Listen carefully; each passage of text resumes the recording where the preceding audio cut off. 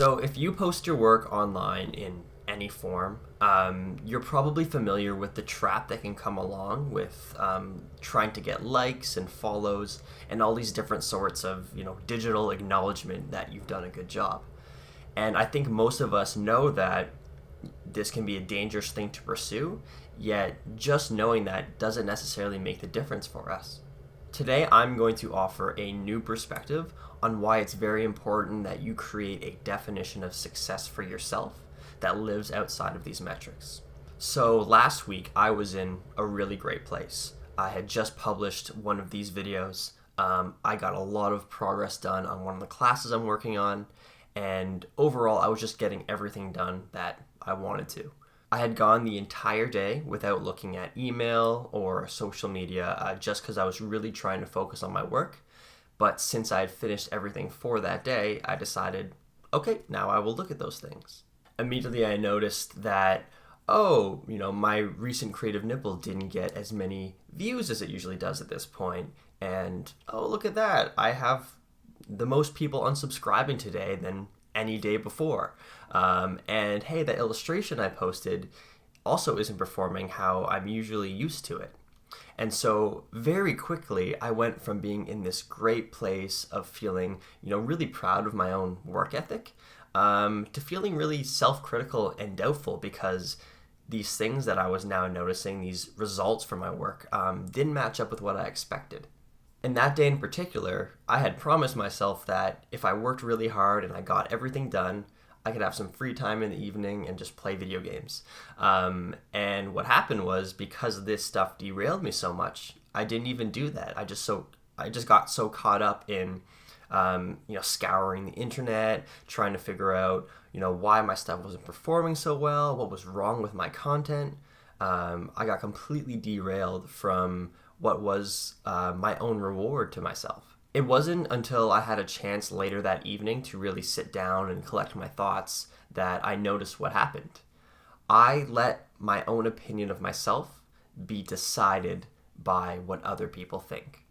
And this is particularly troublesome because there are so many factors that go into why somebody would like something, why somebody would follow something or leave a comment. It really is quite unpredictable. Yes, the work itself is one of the factors that do play a role in whether or not somebody likes something, comments on something, but it is just one of those things. Because of this, if we let these sorts of results decide whether or not we've done a good job, we really set ourselves up for a lot of disappointment and a lot of surprise. Now, I think it's important to address that a lot of the work we post online is for other people, and we are creating with the intention of getting a reaction. And that could be to bring in more work, to grow our audience. It could even be something as simple as brightening somebody's day. But usually when we post something online, we do want to create a result. So why shouldn't we focus on these results as whether or not we are successful? And I think where the difference is that we should really just be looking at that as gaining information rather than success or fail.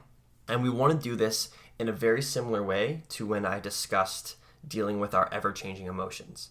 And that is to focus on a long-term approach rather than a short-term one. So if you create a new piece in a new style and you put it online and people don't really respond to it, that's not a good indication that you shouldn't do that anymore. That's just one time, and there's a lot of reason that it might not go so well. Now, if you've done 10 pieces in that new style and they consistently don't perform as well as you think they would, that is probably a good indicator to you that this isn't the right style for your current audience. What's important about this approach is it's still not a determiner of your success. This is just about getting information over a long term about what people do and don't like. It's not about whether or not a particular style is a success or it's a failure. And the reason for this is because if we are using these reactions as a metric for whether or not we are successful in the work that we do, we're only ever going to make work that we know is going to resonate with people, that people are going to like. And that's actually a really good way to just play it safe all the time and just stick to styles that you know that people like. So the very same thing that I used to pull myself out of the funk that I was in last week is what I'm going to recommend to you today. And that's to determine your own success based on your actions and not the results that you produce. At the end of the day, we don't get to say whether or not somebody likes our work.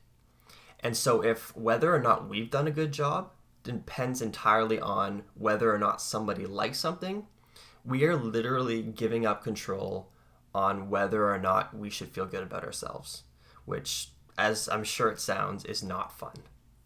But what we do have control over is our actions. At the beginning of each day, decide what success looks like to you. For me, that's creating this video today. Now you guys are going to watch this, you're going to respond to it however you do or don't, and the important thing is that's going to give me with good information, but that isn't going to take away from my own decision, which is that today is a win as long as I create this.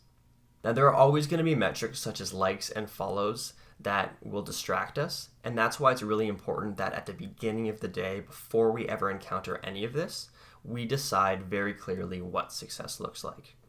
That could be creating a new illustration today. It could be putting in a certain amount of hours towards a project. It could even be just crossing off one really difficult task from your list. Either way, coming up with a really clear indication of what success looks like for you each and every day, and I would recommend writing it down, can make a very big difference in protecting us from how easy it is to be distracted by these things. So I hope that this video has been helpful and helped put you back in the driver's seat of whether or not you are successful in your work.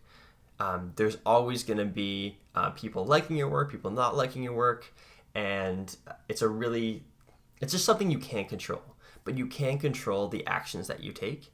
And so just focus on that and let the results take care of themselves. Because I assure you that as you put in the time and just make a commitment to making great work day in and day out, the results will happen. So thank you and take care.